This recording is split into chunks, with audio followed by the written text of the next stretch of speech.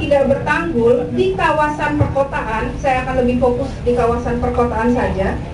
Jika sungai tidak bertanggul di kawasan perkotaan, itu pada pasal 9, paling sedikit berjarak 10 meter dari tepi kiri dan kanan sungai sepanjang alur sungai. Dalam hal kedalaman sungai kurang atau sama dengan 3 meter. Jadi kalau kedalaman sungai itu adalah 10 meter, maaf ini gambarnya kekecilan. Jadi papan tulis ya. Nah, kalau kedalaman ini 10 meter, ini wilayah perkotaan Bapak Ibu. Kalau kedalaman ini 10 meter, maka yang namanya sepadan sungai yang L ini itu sekitar 3 meter. Tapi semakin dia dalam, maka semakin panjang lagi sepadan sungai itu. Misalnya kalau misalnya kedalaman sungai ini 3 meter sampai 20 meter, maka sepadan sungai itu 15 meter. Kalau kedalaman itu adalah lebih dari 30 meter, lebih dari 20 meter, maka sepadan sungai itu adalah 30 meter. Itu kondisinya yang ada di peraturan. Walaupun dalam kenyataannya di kota besar beberapa tempat sulit sekali untuk dilakukan. Ini untuk kawasan perkotaan yang tadi yang tidak bertanggul. Jika kawasan kiri kanan badan sungai ini tadi bertanggul, maka ditentukan paling sedikit berjarak 3 meter dari tepi luar kaki tanggul sepanjang alur sungai. Itulah yang disebut dengan sepadan sungai. Nah, yang bertanggul ini 3 meter. Ini pedesaan, ini perkotaan, ini 3 meter. Jadi sepadan ini 3 meter. Dan itu seharusnya itu tidak boleh ada bangunan infrastruktur apapun, kecuali bangunan yang diperkenankan adalah dalam hal sepadan sungai terdapat tanggul untuk kepentingan pengendalian banjir, perlindungan badan sungai dilakukan dengan larangan yaitu menanam tanaman selain rumput. Jadi tanaman di sepadan sungai itu kecuali rumput itu tidak diperkenankan.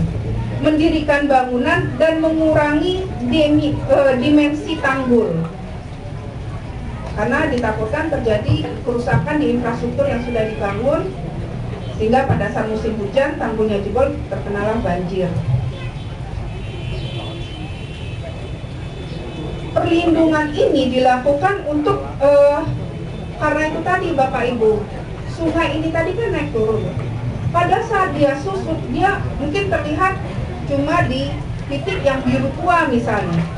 Pada saat musim kemarau cuma di titik biru tua, sehingga banyak sekali masyarakat kemudian atau kita membangun di sekitar sini. Tapi kan pada saat banjir dia melimpas, dan itulah terjadi bencana banjir untuk kondisi di wilayah-wilayah tertentu.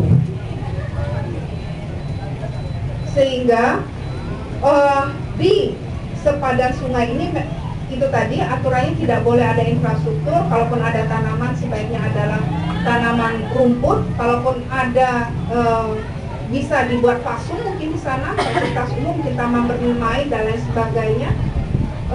Tapi kalau bisa itu bisa dibongkar pasang, karena pada saat musim hujan itu kemudian bisa ditarik, itu mungkin.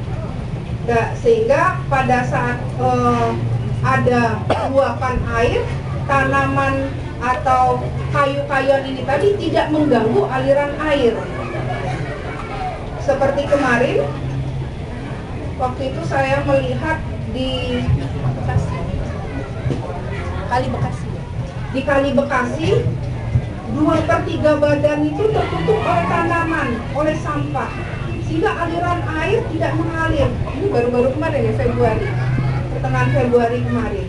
Itu di Kali Bekasi, sehingga aliran air ini tidak mengalir dan terjadinya backwater.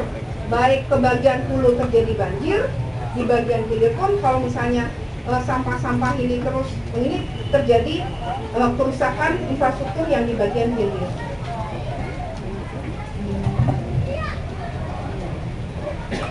Mungkin itu saja Bapak Ibu, kalau misalnya nanti ada pertanyaan lanjutan, monggo dipersilakan. dan apalagi kalau nanti sudah ada Pak Tito ini akan lebih jelas lagi garis-garis padan sungai ini seperti apa. Perlu kita informasikan bahwa GSS ini seharusnya memang ada penetapan, karena sampai saat ini memang belum ada penetapan dari Menteri khusus per tiap sungai sesuai dengan kewenangannya. Jadi kalau misalnya sungai itu adalah kewenangan pusat, yaitu sungai yang lintas provinsi, sungai yang lintas negara, sungai yang strategis nasional, itu menjadi kewenangannya dilimpahkan kepada Menteri untuk penetapan GSS-nya.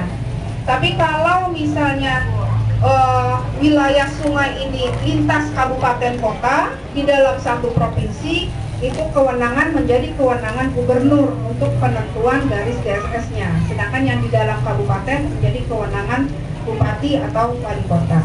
Mungkin itu saja Bu Erna. Terima kasih. Wassalamualaikum warahmatullahi wabarakatuh.